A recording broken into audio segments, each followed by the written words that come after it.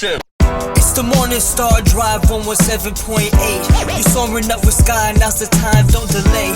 I'm sitting in my ride and it's time to fly. So let's realign, just listen and fill your mind. I'm burning with desire and the passion. Nobody can stop me when I'm like this. I got my head in the zone, you know.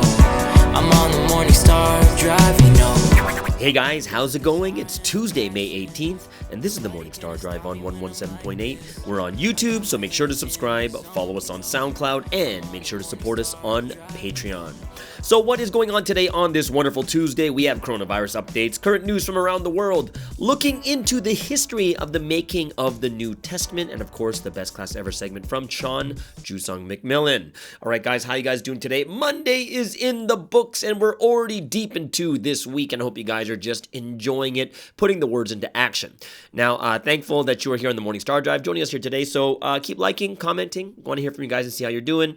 If you have any segments you would like to hear, anything else like that, go ahead. Also, tonight we do have a new vlog. That's a vlog on my Espresso with Sky channel. Go ahead and take a look at that. Another crazy experience that happened about a week and a half ago. And yes, I was not, it's kind of like the same problem I keep having here in Malaysia. Yeah, I know, I'm embarrassed. If you watch it, it's so embarrassing. But go ahead and check that out. Last Sunday edition, we met Talia Dang from Los Angeles. Just a great interview learning about her history, her journey into this history, and amazing story about her family and what she's gone through just to get here. So go ahead, check out that interview. Really insightful and really fun, so make sure you check that one out, and hope you guys really enjoy it, so make sure to check out the Sunday edition. Oh, no, wait, this week's not Talia. Talia was last week. This week is Joyce. Sorry about that, guys. It is Joyce, okay?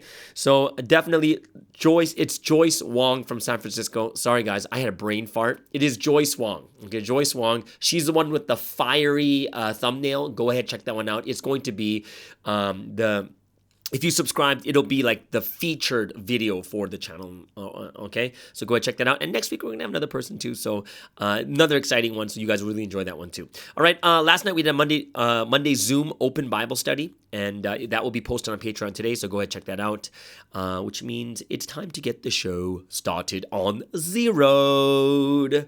So on this terrific, tubular, fantastic Tuesday, who is today's featured artist of the day?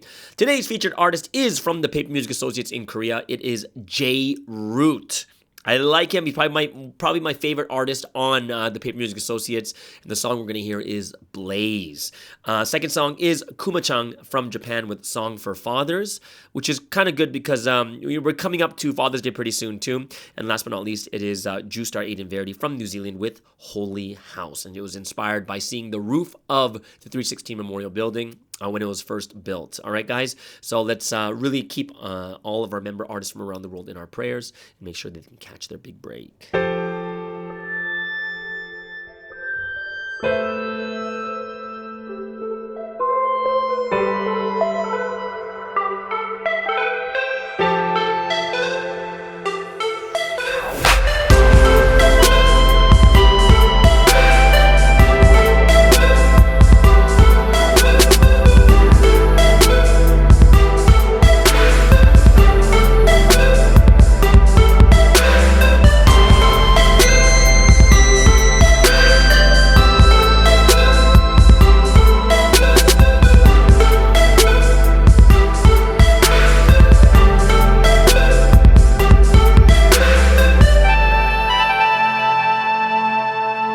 이슈 이유를 묻는다면 난 대답해 우주 속에 날 바라보는 너는 shining blue 이 깊은 외로움의 공간을 너 위에 채워줬어 멈춰있던 시간이 흐르고 백사진 같았던 모든 게 painted with colors 온기가 느껴져 it's true Everything was made because of you Everything was made because of you 변하지 않는 건 헛된 상상이란 말은 절대 믿지 마 They'll never know 난 너가 알아준다면 My love is blaze Blaze 아픔을 태워버리고 널 감싸주고 싶어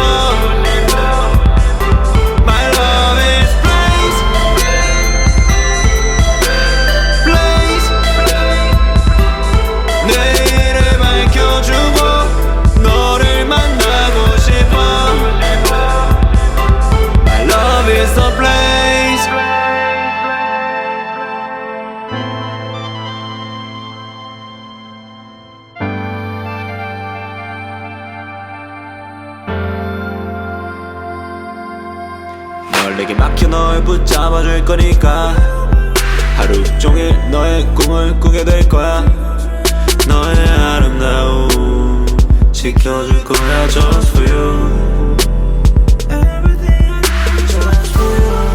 변하지 않는 건 내 상상이란 말은 절대 믿지 마 They will never know 네가 날 알아준 걸로 충분해 너만을 위해 내 빛으로 세운 이 도시에 영원한 사랑을 할 거야 with you forevermore You forevermore You forevermore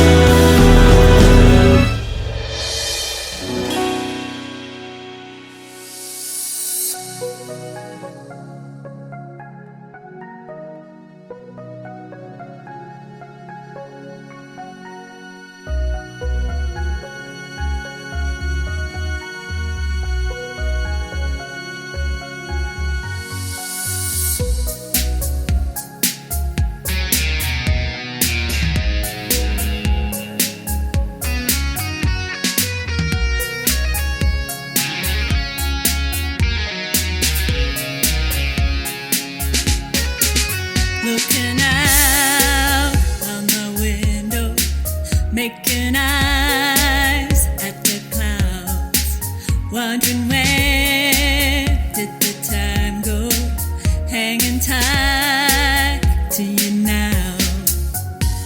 Stop the sun and stop the moon, make it last forever, me and you. Stop the stars and stop the dawn, let the night go on and on. This is our holy house, decked out in sapphire blue. Midnight struck, God fell in love. Now I'm in a holy house with you. Looking up under stage lights, making eyes at the crowd. Got your head on my shoulder, I hear your breath getting loud, loud. Stop the sun and stop the moon, make it last forever, me and you.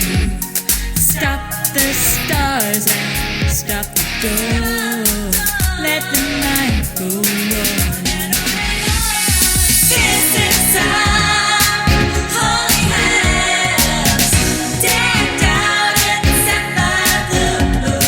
Midnight struck, God fell in love. Now I'm in a holy house with you. Holy house, holy house, holy house. This is our holy house, decked out in sapphire blue. Midnight struck, God fell in love. Now I'm in a holy house with you, in a holy house with you, in a holy house with you. Midnight struck, God fell in love. Now I'm in a holy house with you.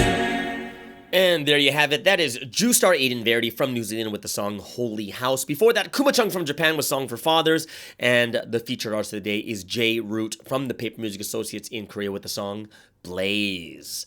All right, guys, so we're going to get into some news going on for this Tuesday. Of course, the news is going to be from the day before. We'll start off with some coronavirus updates. In the world, 163.5 million cases with 3.3 million deaths at a 2.07% mortality rate. Top 5 countries going by daily infection rates. We have the U.S. with 33.6 million cases, 997 deaths. So we're going to hit 600,000 by tomorrow, guys, and that's a 1.78% mortality rate. India, 24.9 million cases, 274,000 deaths, and their mortality rate went up to 1.1%. It's up 0.01%. Brazil, 15.5 million cases, 434,000 deaths at 2.79%. Argentina drops in their mortality rate by 0.01%, 3.2 million cases, 70,000 deaths at 2.13%, and Colombia runs at the top 5 with 3.1 million cases, 80,000 deaths at 2.6%. Now, Sweden, one of the only countries not to go full lockdown, is down to 1.38%, and Belgium remains at 2.4%. Now let's take a look at the top 5 countries. The same 5 countries looked at the very beginning, but we'll just look at only daily infection rates. India is dropping steadily. They're down to 310,000 cases in a day, with Brazil next with 69,000, the U.S. with 25,000, Argentina 21, and then Colombia with 18,000 cases in a single day. Over there in Southeast Asia, what do we have? We have the Philippines on top once again, 6,700 cases in a day. And then Malaysia second once again with 4,100 cases, and Indonesia drops to 2,300 cases in a single day, which is great news. So now let's get into the top 3 news items for today. It is Tuesday, the 18th, I believe. What is going on? The Israel-Gaza conflict, it is in full swing. Yesterday, or even on Sunday, was the deadliest of all days. Palestinian officials in Gaza say Sunday was the deadliest day since the current fighting with Israel. More than 40 people were killed in the latest Israeli airstrikes on Gaza. And Israel's army say Palestinian militants have fired more than 3,000 rockets at Israel over the past week.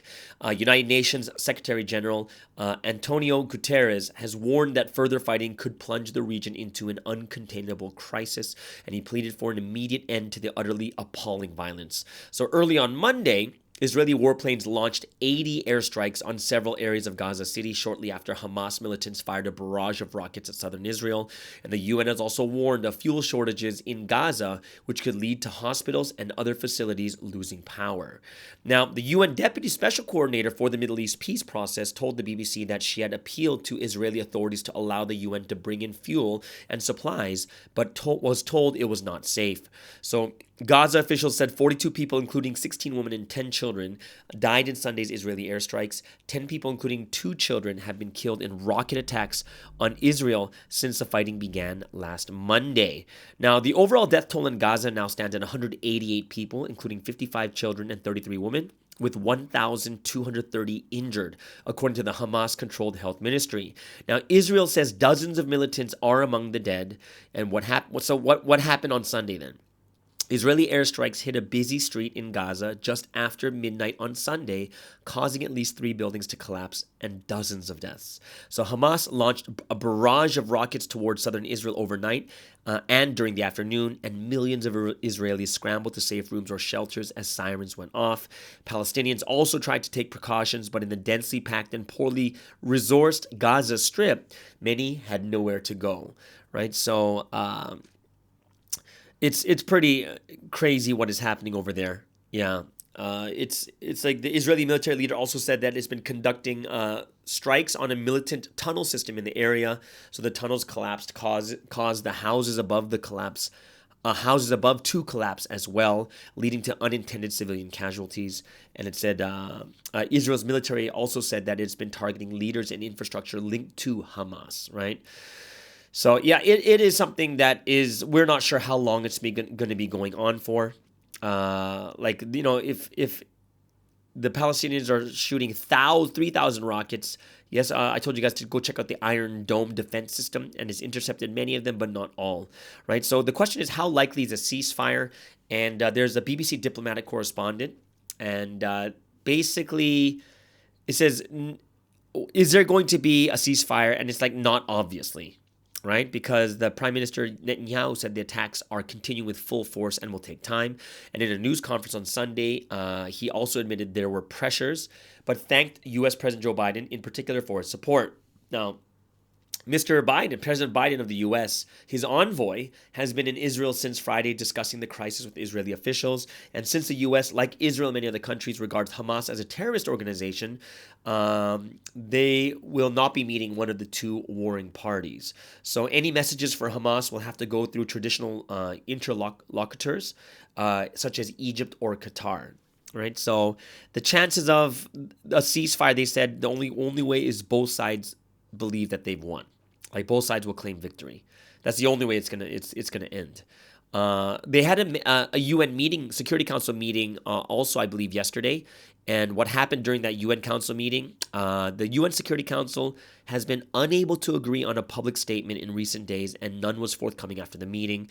The U.S., a strong ally of Israel, is said to be the holdout, believing it would be unhelpful in the diplomatic process. So in Sunday's meeting, U.S. Ambassador said the U.S. was ready to offer support should the party seek a ceasefire, and had been working tirelessly to try to bring an end to the conflict. So, but crazy thing is that the Palestinian foreign minister spoke of Saturday's attack on a refugee camp, which killed 10 members of the same family, leaving a 5-month-old survivor to be pulled from the rubble.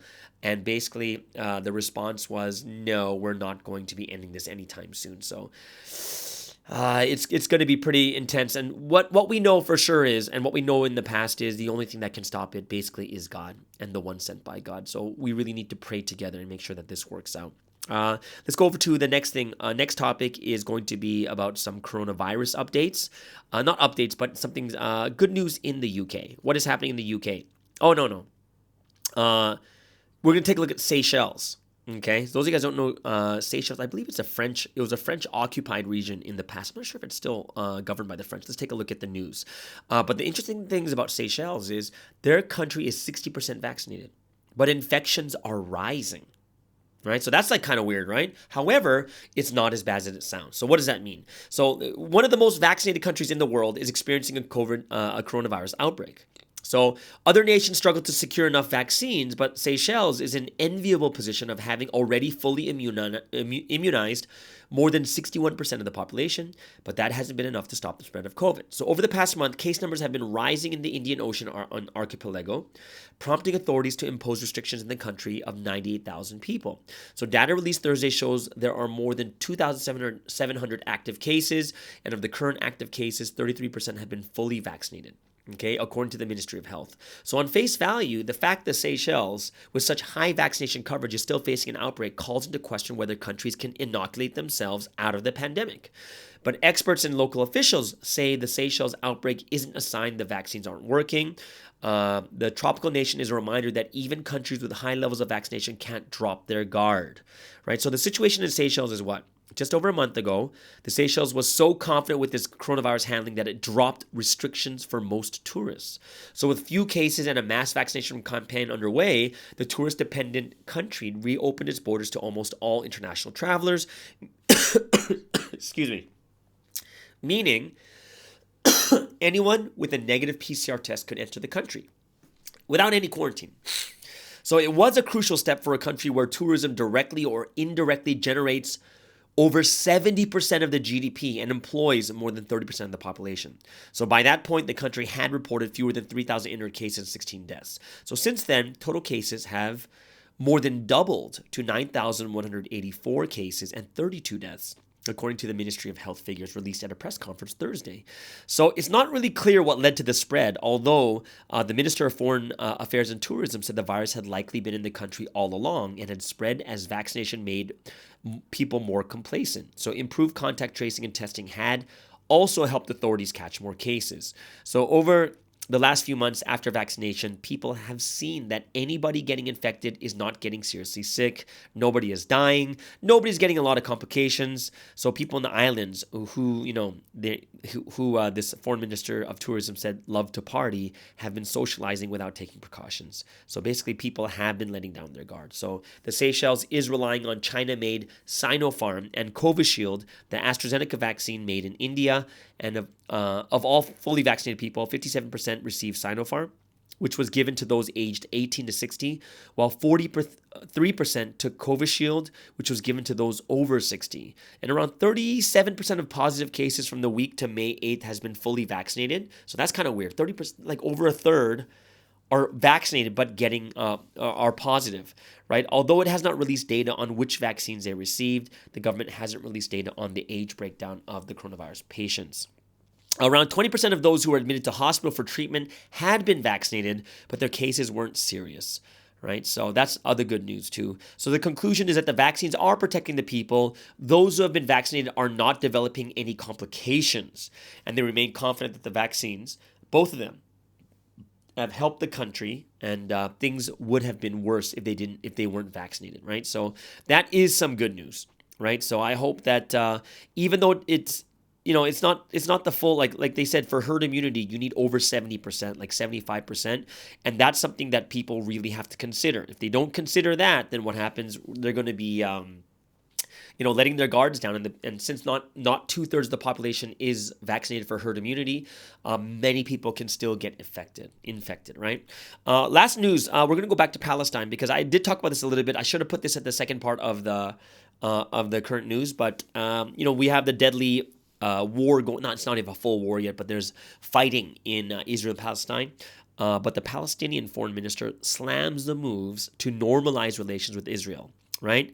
So Riyad al-Maliki says normalization without achieving Palestinian statehood represents support for apartheid. So Palestinian foreign minister has criticized countries that moved to normalize relations with Israel last year as violence escalates between the Palestinians and Israeli forces. Now, normalization and running towards this colonial Israeli system without achieving peace and ending the Israeli occupation of Arab and Palestinian lands represents support for the apartheid regime and participation in its crimes. right? So this colonial occupation must be confronted, dismantled, ended, and banned. And the recently accelerated normalization will not have an impact on the sentiments of the Arab world or change their assessment. So since violence flared on Monday, at least, we talked about the almost 200 people in the Gaza Strip have been killed, including 58 children. More than 1,200 others have been wounded. And in the occupied West Bank, Israeli forces have killed at least 13 Palestinians. So Israel has reported 10 dead, including 2 children, from the thousands of missiles fired from Gaza by Hamas and other Palestinian groups, many of which were intercepted by Israel's Iron Dome air defense system. But there's also been widespread violence across Israel between Israeli Jews and Palestinian citizens of Israel amid the escalation. So this has put Arab countries that have normalized ties with Israel, like Sudan, Morocco, UAE, Bahrain, in a particularly embarrassing position, having premised their peace accord with Tel Aviv on the notion that normalized relations would serve in the interest of the Palestinian cause. Now, the OIC's emergency meeting was hosted by Saudi Arabia, which was not formally normalized ties with Israel, but is known to maintain clandestine relations. So the foreign minister of Saudi Arabia called on the international community to take urgent action to halt the Israeli military operation and to revive peace talks aimed at securing a two-state solution. So he also said that preserving Jerusalem is the responsibility of all of us, right? So the recent bloodshed, just as Muslims were celebrating the end of the holy month of Ramadan, has put Israel's new Arab partners on the back foot, prompting them to turn to critical rhetoric less than a year after they signed normalization agreements, right? So that was, we reported about this last year. It's called the Abraham Accords, and it swept away decades of consensus and were condemned as treason by Palestinian leaders who feared they undercut their demands for a homeland. And they were struck at the urging of then U.S. President Donald Trump, who hailed the dawn of a new Middle East, as his son-in-law and advisor Jared Kushner dismissed the Israeli-Palestinian conflict as a mere real estate dispute. So, we don't know how long it's going to be, but this is something that we know is very, very biblical, right? And, it's something that we need to research on, seeing this. It's basically the Arabs, or it's like Judaism and Islam, right? Or going back to the Abraham Accord, it's basically they're brothers of faith, because their forefather is both Abraham, right? Both for the Muslim faith and for the Jewish faith too. And, it's also our patriarch for Christianity also. So it's something very interesting that we have to take a look at. Okay, so that's the news for today. Hope you guys really enjoyed that, or you're able to get some more ideas of what's happening around the world, which means it's time for us to get a little bit more spiritual right now, guys. Let's get a little bit more spiritual. We're going to sing some songs today. We're going to start off with something. It's a great song for all of us. It's called, what's the title? It's So Good, which is Amen. It is so good. Second is The Person Following the Lord. And then the last but not least, we'll break it down with All We've Been Through from the Past to the Present. All right, guys. So one body of the Morning Star Drive, let us spend this time giving glory and praise and honor to the Holy Trinity. Happy.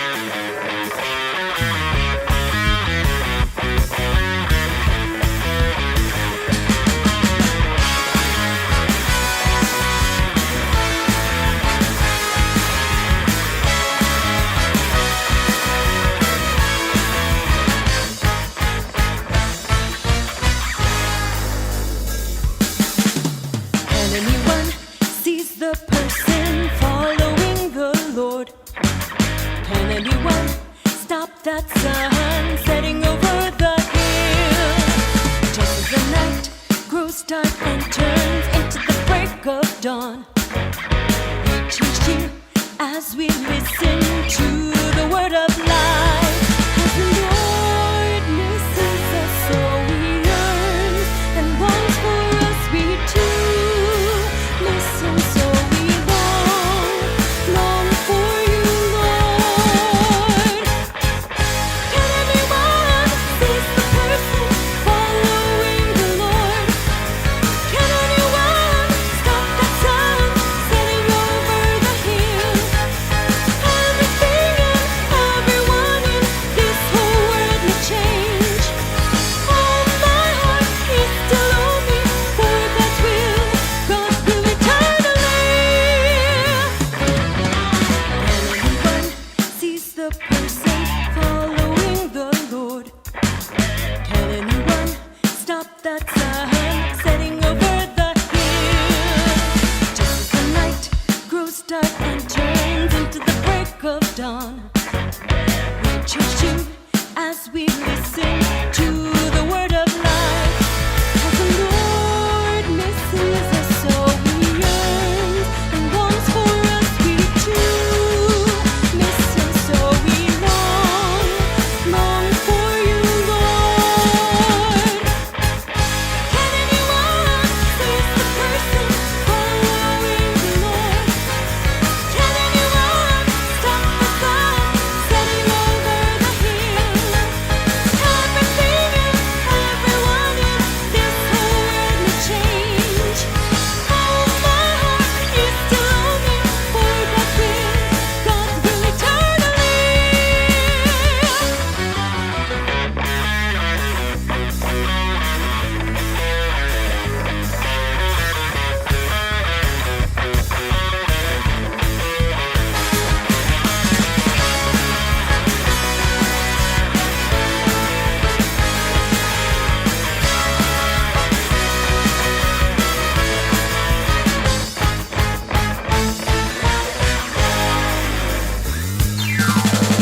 Can anyone seize the person following the Lord?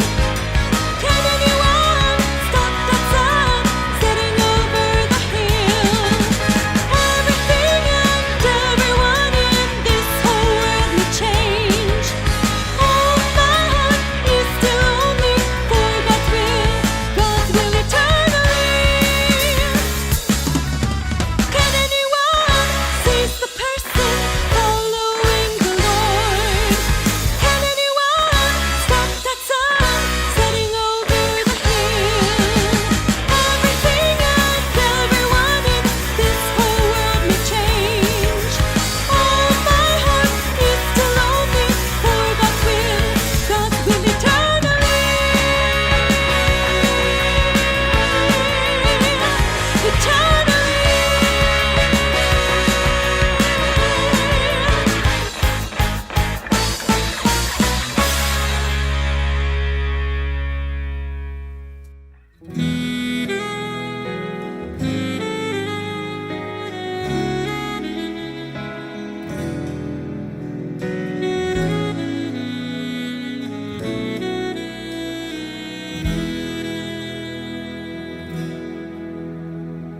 From the past and to the present, all we lived through.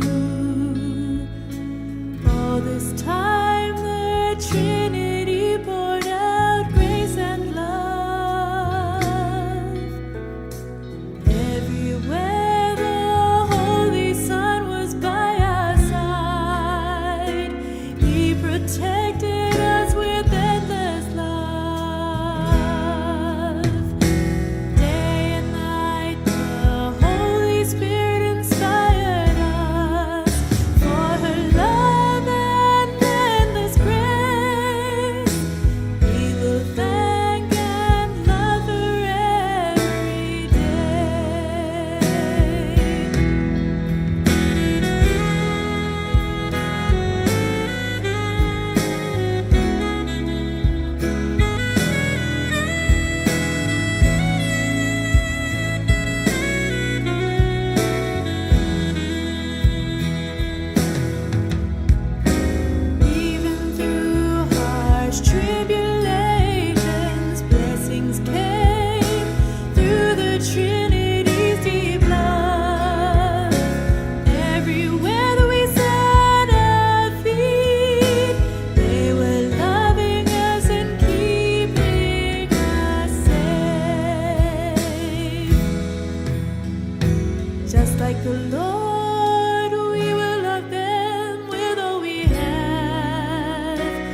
soothing our whole body and heart.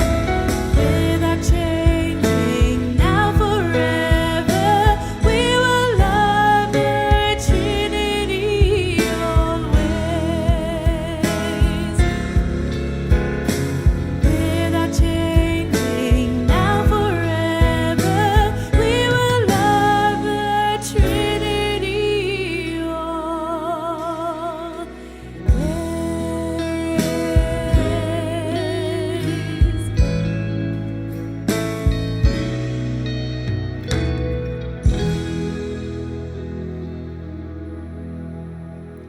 And there you go. That was All We've Been Through from the Past to the Present. It's one of my favorite songs. I really, really enjoyed that song. There's something about the melody, but I really like that song. Before that was The Person Following the Lord, and also It's So Good. All right, guys, it is Tuesday, so we're going to go into some scriptural things. Of course, this week's message is all based on the Complete Testament Gospel. We've only got like 4 or 5 verses on it right now, so we're going to go into, now that we see that the Complete Testament Gospel is forming, the Bible is actually forming right now, I wanted to go in how the New Testament was formed, because, you know, it's a reoccurring history. So in the reoccurring history, we get to see how things are formed, right? So I do want to go over this so that you guys can get a good idea of how this actually works, okay? So let's take a look at the New Testament Bible and how was it formed, okay? So the Bible is a Greek word, right? It means book. Right? In Greek, the word is biblos, right? And the Bible means book. And it's the basis of 2 great religions, right? So you have the Old Testament, New Testament, which is Judaism of the Old Testament and Christianity of the New Testament.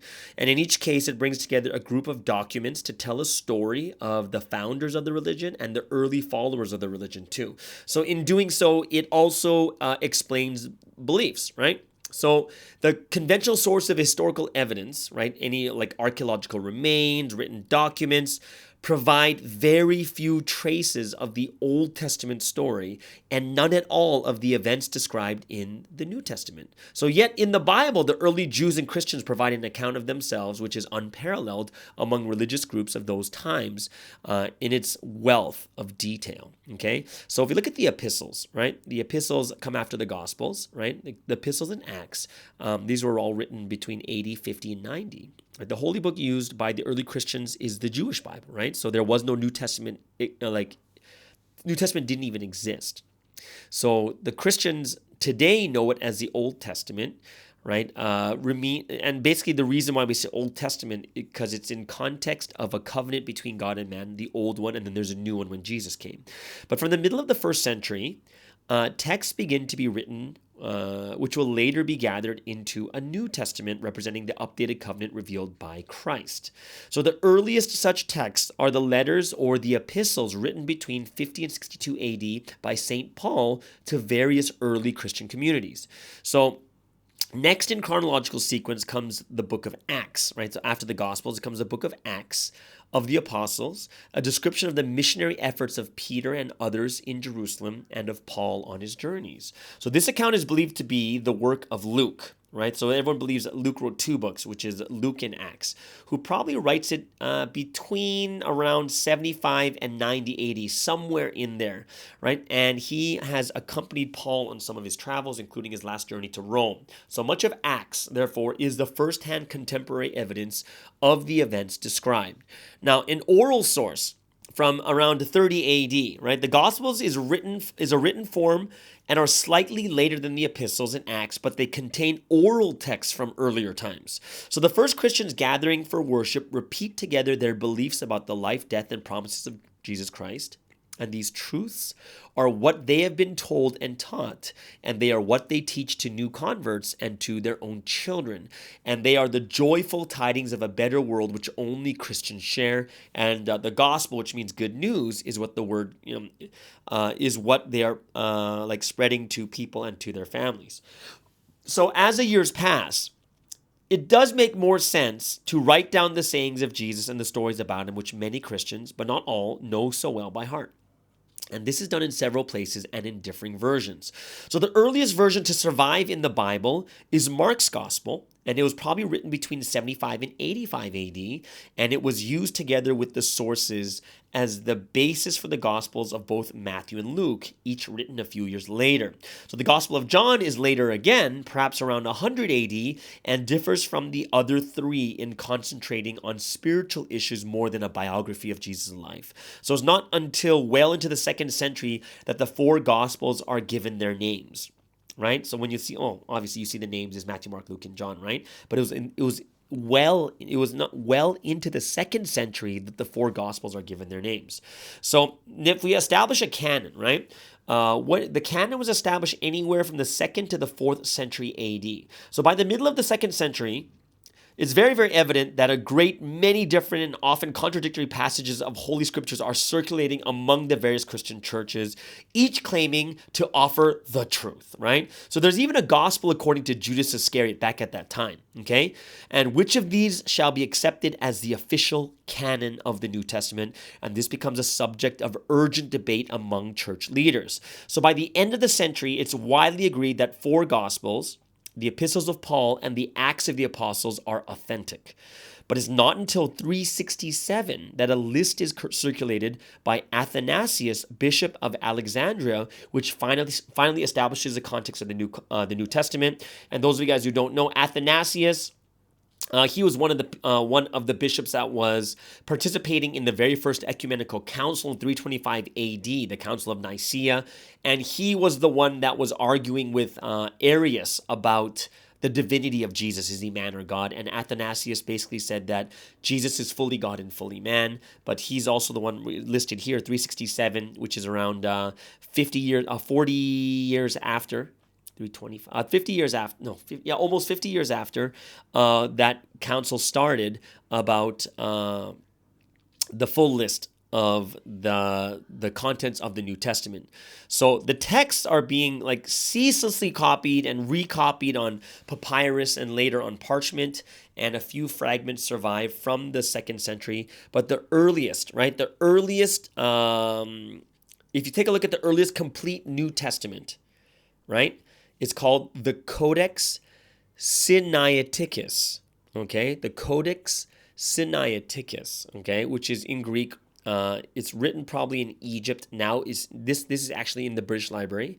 Dates from the late 4th century. So by this time, Jerome is working in Bethlehem on his Latin version of the Bible, and the story of the New Testament evolves into the story of its translations, right? So when you look at the Old Testament, it is being written in a certain way, right?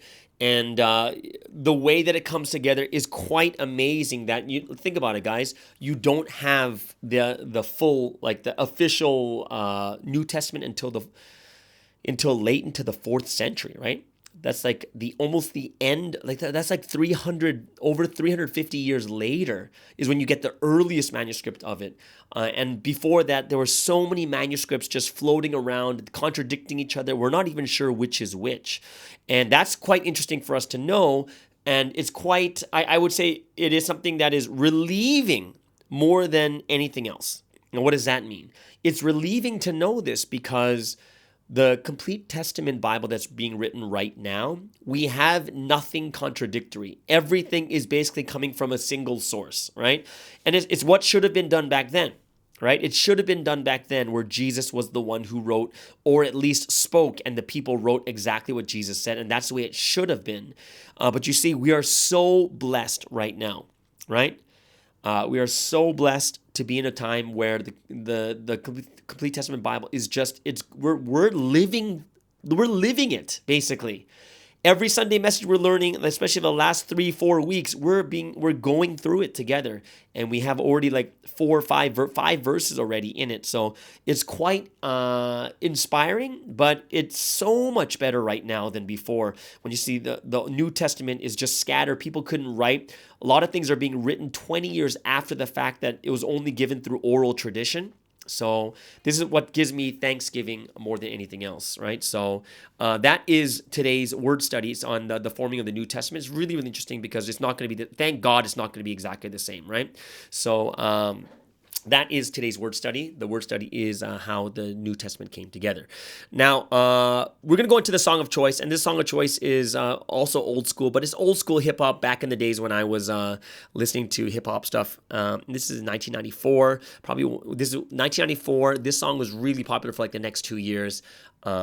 It's from, I believe, Regulate is from Warren G. And if those of you guys don't know Warren G, I believe it's Snoop Dogg's cousin or his nephew. It's one of the two, right? And this song is featuring Nate Dogg, and it's called Regulate, okay? And it's this is a hip hop song released in the spring of '94, right? And it was on the movie soundtrack for the film Above the Rim. Okay, so Above the Rim, those of you guys don't know, it's a basketball movie. I think a lot of people who play basketball watch that movie. It's really, for me, it was a good movie because it was about basketball, right? And this song reached number 2 on the Billboard Hot 100 and number 8 on the R&B hip hop chart, right? And it's considered like the breakout single for Warren G and for Nate Dogg too. So I hope that you guys will enjoy this. Brings you back to 1994. This is Warren G and Nate Dogg with Regulate. Regulators. We regulate any stealing of his property. We're damn good, too. But you can't be any geek off the street. Gotta be handy with the steel, if you know what I mean. Earn your keep. Regulators! Mount up! It was a clear black night, a clear white moon. Warren G was on the streets, trying to consume some skirts for the E, so I could get some phones. Rolling in my ride, chilling all alone. Just hit the east side of the LBC on a mission trying to find Mr. Warren G. Seen a car full of girls, ain't no need to tweak. All of you search know what's up with 213. So I hooked select on 21 and Lewis. Some brothers shooting dice, so I said, let's do this. I jumped out the ride and said, what's up? Some brothers pulled some, so I said, I'm stuck. Since these girls peeping me, I'm gonna glide and swerve. These looking so hard, they straight hit the curve. Want to bigger, better things than some horny tricks. I see my homie and some suckers all in his mix. I'm getting jacked, I'm breaking myself. I can't believe they taking Warren's wealth. They took my rings, they took my Rolex. I looked at the brother, said, damn, what's next? They got my homie hemmed up and they all around. Can't none of them see him if they going straight down for pound. They wanna come up real quick before they start to clown. I best pull out my and lay them busters down. They got guns to my head, I think I'm going down. I can't believe it's happening in my own town. If I had wings, I would fly, let me contemplate. I glance in the cut and I see my homie Nate. 16 in the and 1 in the hole. Nate Dogg is about to make some bodies turn. Now they dropping and yelling, it's a tad bit late. Nate Dogg and Warren G had to regulate.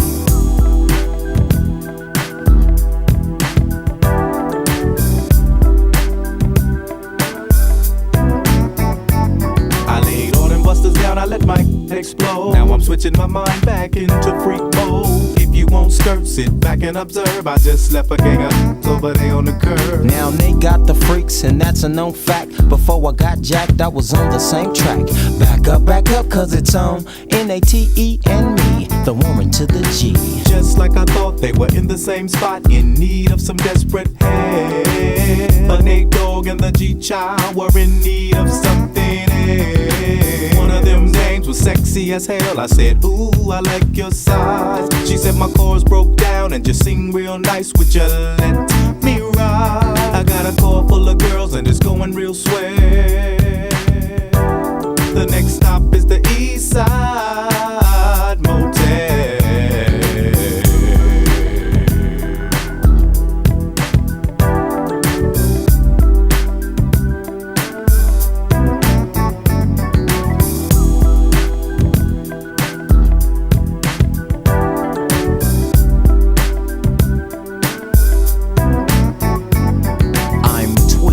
To a whole new era, G-Funk, step to this, I dare ya.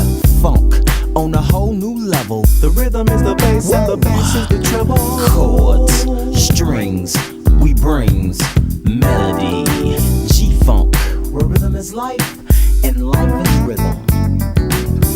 If you know like I know, you don't wanna step to this. It's the G-Funk era, funked out with a gangster twist. If you smoke like I smoke, then you like every day.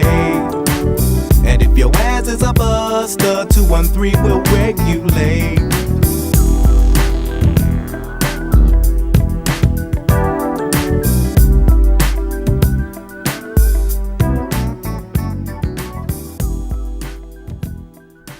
And there you go. That is Warren G featuring Nate Dogg, and that song is Regulate. Yes, that is super, super old school, but that's going to bring us into a really good time here. It's going to be a time of, what is it? It is Tuesday, so it is time for the Best Class Ever segment with Sean Jusung McMillan. All right, guys, so please enjoy.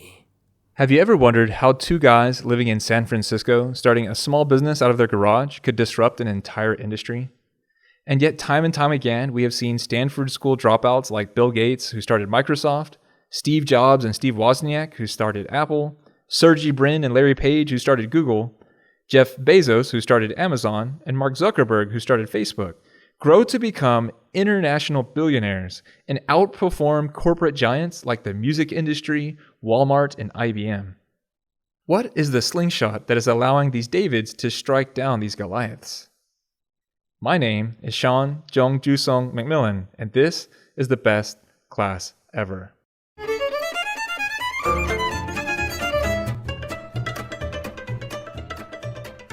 There are a couple answers to this question, but nearly all of them are related to some combination of being in the right place at the right time and startup methodologies.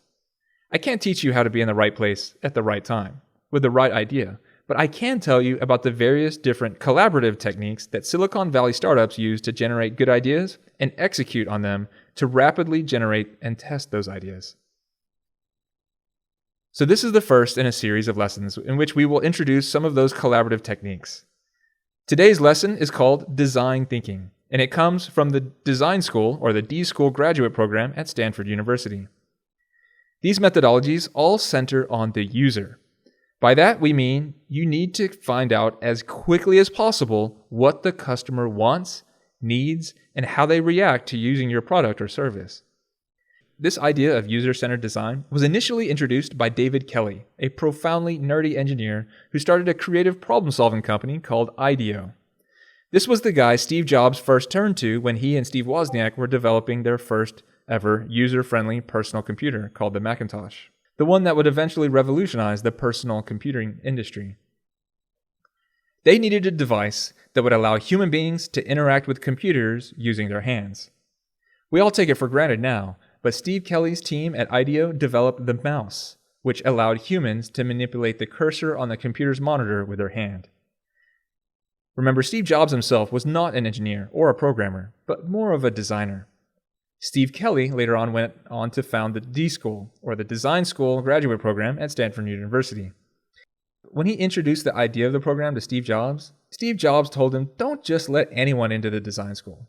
He told him, I don't want to hire any student who signed up to be a design major. Instead, Steve Jobs told him to make it a graduate program and bring in different students from different majors and different professions. So it would be a graduate program where doctors, artists, engineers, mathematicians, literature graduates, and professionals from different domains would come together to design solutions. They would use the same iterative design process that IDEO had been using for years to serve clients. Here's a great example of a solution that came out of the design school. The doctor who created the MRI machine was sad to find out that children were so afraid of getting an MRI scan that they often had to be sedated in order to get scanned. So he worked together with other D School graduates to come up with a solution. What they invented was ingenious. Instead of coming up with a complicated engineering solution, they simply redesigned the user experience. The first thing they did was they defined the problem. An MRI machine is a huge, technologically sophisticated piece of machinery that requires the patient to lay very still inside the machine. It can feel very claustrophobic for the individual. So then they collaborated to come up with a bunch of really creative solutions that no typical engineer or doctor would come up with on their own. The ideas included far more than just the technical or medical solutions. Then they built a prototype and tested it with children. Eventually, what they did for children was they painted the machine and the room to look like a huge cartoony pirate ship. It looks like something out of Disneyland. Then they told the child that they were going to hide them in the Pirates' Bay. So in order to not be found in this fictional game of hide and seek, they needed the child to remain very quiet so that the pirates wouldn't find them. The children loved the experience so much that they requested to do it again after the MRI scanned their body. This was the kind of creative solution that no group of engineers or doctors would typically come up with. But it was a great solution, and that it was easy to implement, inexpensive to the provider, and it generated a great response from the patient. All of the stakeholders involved were happy, and the fundamental problem was solved. The generation of this idea was developed through a very intentional series of activities that any team can replicate called design thinking. It's a design cycle with 5 different stages. Your team can go through these steps in any order, and you can go through them repeatedly until you find a solution that solves your user's problem and provides an experience so profoundly useful that they'll be compelled to tell others about it, thus solving the problem of marketing for you as the provider. The business world began using design thinking to create products that better serve the needs of their customers. The idea is not to present a perfect product, only to find that no one wants it, but to introduce prototypes quickly and get the customer or user's feedback early on in the process and involve them from the very beginning. Because it's very low-tech and collaborative, schools also began implementing this in classrooms as a form of project-based learning. So now let's take a look at the different stages of the design cycle and how they work. So the name of these 5 different stages are empathize, define, ideate, prototype, and test. But before we can introduce these cycles, it's important to note that there is no proper order to these cycles. You can start at any stage and move to any other stage as seems appropriate to the team. But you want to go through every stage once and then repeat the process again and again to refine your product, service, or experience. The first stage we're going to talk about is called empathize. You need to interview the user about their experience. Find their pain points. What kind of solutions have they been using to solve their problem, and what do they find frustrating about the experience? What inconveniences are they running into? What do they find confusing? Take notes and make a list of problems you could design solutions for. Another stage of the cycle is referred to as define. This is short for defining the problem. The questions you ask will inevitably shape the answers that you come up with. So half the battle is just asking the right questions. For this reason, it's good to lead the entire process by trying to define the problem with a deep question, and to come back later after you have visited the other stages of the process and redefine the problem based on the user's feedback. The most collaborative stage of the process is called ideate. Ideation is a structured form of brainstorming where you use lateral thinking to generate as many ideas as possible. The ideas can be bad, good, obvious, wacky, or totally out of left field. The point is to generate as many different ideas as possible and include everything. This is a very open process, and you want to reserve judgment and critical thinking for later on. Lateral thinking means to think broadly, not narrowly. Engineers tend to come up with technological solutions, and doctors tend to come up with medical interventions. But the key here is to think beyond the narrow-minded constraints of our respective domains. Once you generate a bunch of ideas, perhaps by writing them all down on sticky notes and then throwing them up on a whiteboard, you can then begin to categorize them and evaluate them. Put similar ideas together and see if you can generate new possibilities. Use various different voting systems to rank order them. Have a discussion to think more critically about what possibilities or problems might emerge from these new ideas. If you reach any kind of consensus, you can then move on to the prototype stage. Prototype. Rapid prototyping is the key to this process. You want to test out new solutions with your user as quickly as possible. Most ideas fail, but each attempt at a solution helps you to learn. So failing is actually a form of progress. We want to fail as much as possible because each failure is ultimately a step towards success. For this reason, we don't want to waste time perfecting solutions. Instead, it is better to rush towards testing them. We can test solutions before they are even complete. In fact, incomplete solutions are even better than complete ones because we are not trying to impress the user. We are not trying to sell them on the solution. We want to see if it genuinely solves their problem. If they love the solution so much that they are willing to overlook its poor presentation or unprofessionalism, then we know that we have a good solution. This is also a very playful process, so much so that we can even ask the user to pretend. Use their imagination to save us time and effort. Does your solution involve making a website? Why not just draw it up on paper and pencil and ask the user to pretend that this is a working website? Or we could build it using wireframes, canvas.com, or even a slideshow presentation. Actually, you'd be surprised how closely you can simulate a phone app or website just using Google Slides. Google Slides or PowerPoint has features that let you jump ahead to certain slides simply by clicking on a word or button in the current slide. Through this, we can simulate buttons the users would be clicking on as if it were a full-blown app. Does your solution involve building a device? There's no need to build a fully functional device. Even if you want to build a custom vending machine or a mobile device of some kind, simply construct the shape out of construction paper, duct tape, and popsicle sticks, and then have users or staff change the screen manually after each interaction. Coca-Cola was able to create custom vending machines simply by having a man stand inside the box and hand out products through the slot. This is perfectly suitable for testing out your solution with a small group of test users. This leads us to the one stage in the process we have to discuss, and that is test. You absolutely must test your solution with a small number of test users before you release it into the market. You do not want to wait until you have launched a product to find out that there is some negative or potentially even embarrassing reaction that customers might have. Especially with today's Twitter mobs, you want to fail on a small scale to avoid failing on a large scale. And based on the test results, you will be better able to empathize with the user, redefine the problem, ideate solutions, and build new prototypes. So how are we going to put this into practice? To learn to ride a bicycle, you would not take an e-learning course. To learn design thinking, you should really just try it yourself. If you're a teacher, a team leader, a small business owner, or an aspiring leader, the D-School has a YouTube video that walks your team through the entire process within a couple hours. The whole video is only an hour and 20 minutes long.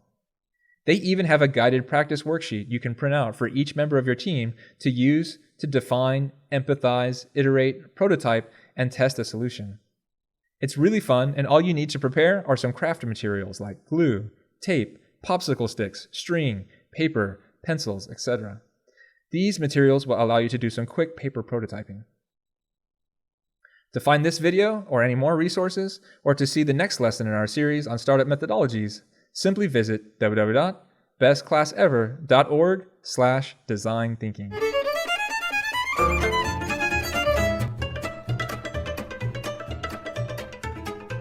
And there you have it. Thank you once again to Sean Jusung McMillan all the way over there in Texas for this wonderful, wonderful episode of The Best Class Ever. Hope you guys really enjoyed it, which also means, as that is the last segment for today, this means that we are going to say goodbye. Everyone, have a wonderful, amazing Tuesday, and we'll see you guys again tomorrow on the Morning Star Drive on 117.8.